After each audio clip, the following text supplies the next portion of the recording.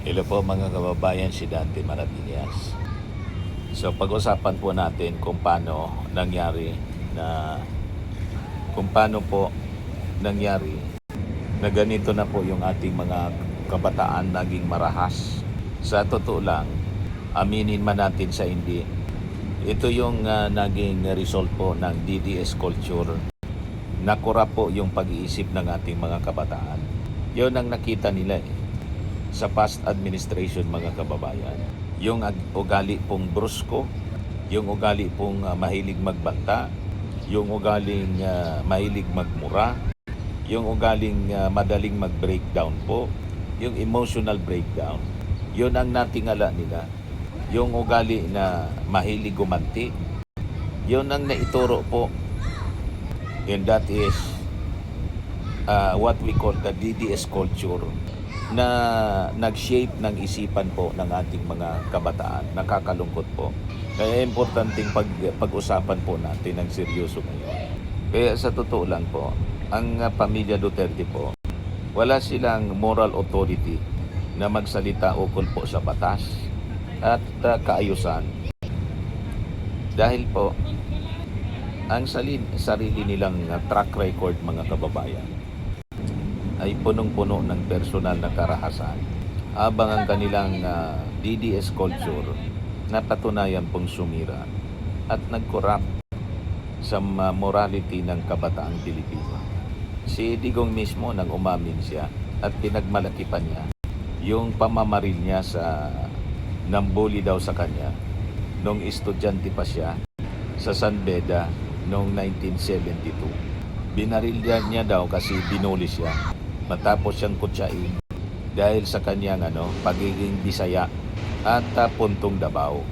Ngayon, sa kanyang kwento, nakaligtas naman daw yung biktima, ngunit dahil po sa insidente, hindi pinayagan si Digong na umakyat sa entablado para sa kanyang graduation rites at kinailangan niya itong takasan.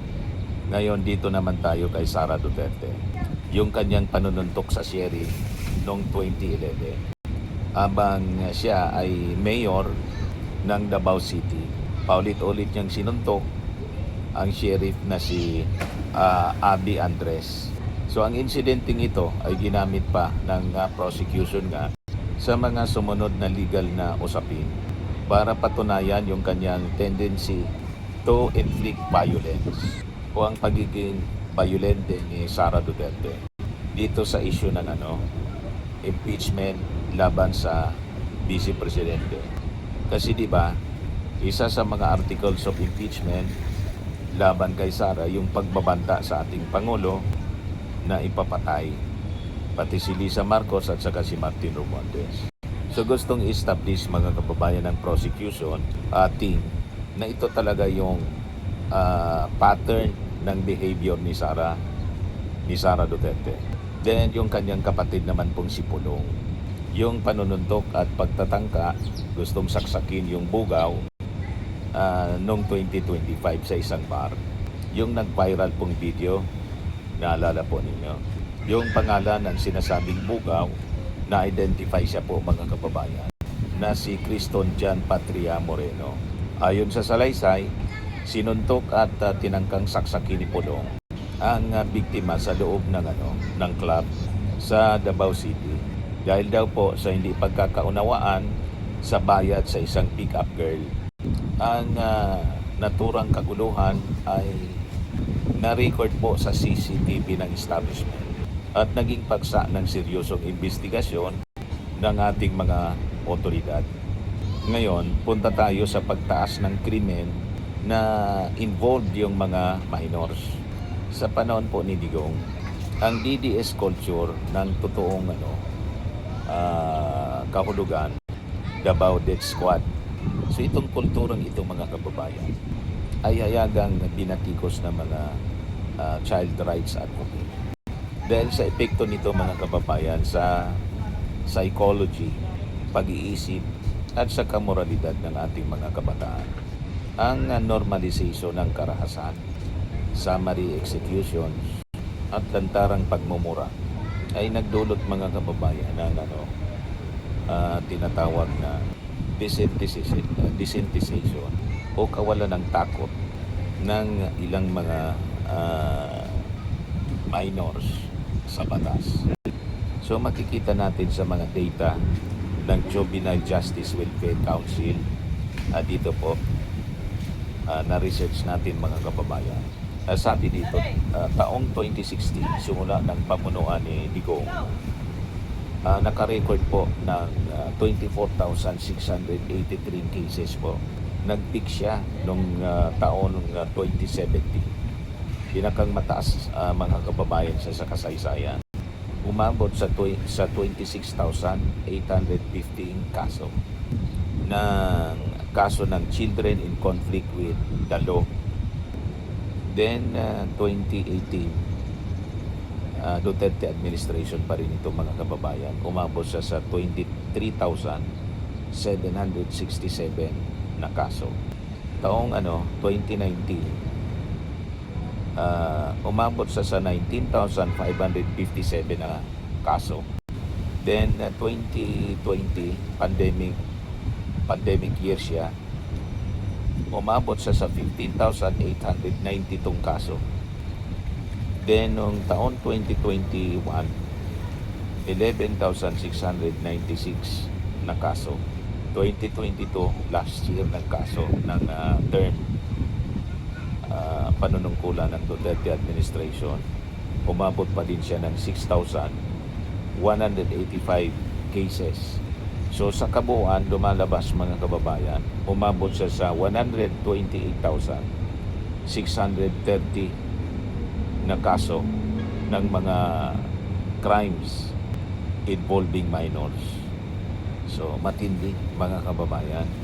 Whereas sa taong 2024 ng present administration, umabot lang siya sa 4,383 na kaso.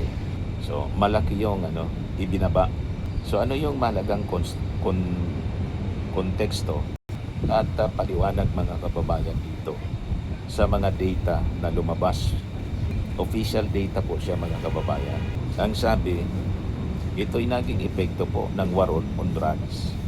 Sa pagpapatupad ng Oplan Tukhang, libo-libo mga kababayan na mga kabataan yung naging ulila o kaya naman direktang pinatay ng mga pulis, tulad po ng 17 anyos na si Kian de los Santos. So ang pagkawasak mga kababayan ng pamilya, nagtulak ito sa maraming mga kabataan para pumasok sa mga gang. Gumamit din sila ng dahas at malihis ng landas. So ito yung naging consequences ng kultura ng kriminalidad ng mga Duterte. Sa batas mga kababayan, may tinatawag na pinuno na nagdidikta ng galaw ng kanyang mga nasasakupan.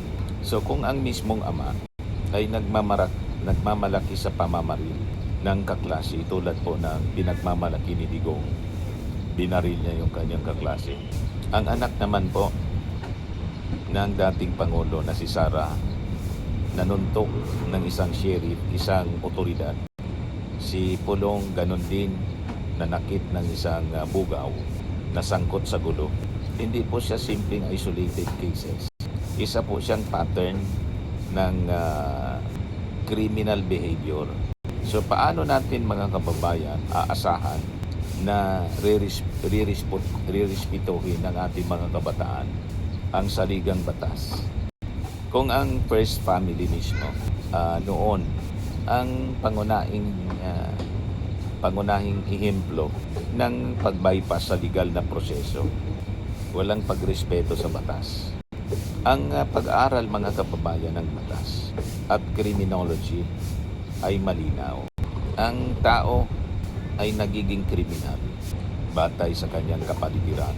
Noong naging normal na mga kababayan yung pagmumura sa telebisyon, ang pagbabaliwala sa due process at ang pag-glorify sa summary execution bilang mabilis na hustisya, nilaso ng administrasyong Duterte mga kababayan ang isipan ng sumunod na administrasyon, henerasyon, hindi administration, yung sumunod na henerasyon na laso na yung isipan. So ito na tayo ngayon. So ito'y malinaw na result mga kababayan ng DDS culture. Isang matinding sampal din sa hustisya na habang sinusulong mga kababayan ni Digong noon na ibaba ang age of criminal responsibility upang ipakulong ang mga batang 9 years old pa lang na biktima ng kahirapan. Ang kanyang sariling pamilya naman ay malayang nakakatakas sa pananagutan. Di ba po? Wala sa kanilang napapanagot. Kaya importante talaga pong mapanagot. Ginamit nila yung impluensya ng Estado para pagtakpan yung kanilang mga personal na krimen. Habang yung mga ordinaryong Pilipino, lalo na yung mga minors, ang nagbabayad po ng dugo sa kanilang huwad na kampanya laban sa criminality. So ang pamilya mga kababayan na nagnakaw ng kinabukasan ng ating kabataang Pilipino sa pamamagitan ng kultura ng dugo, dahas at lantarang paglabag sa batas.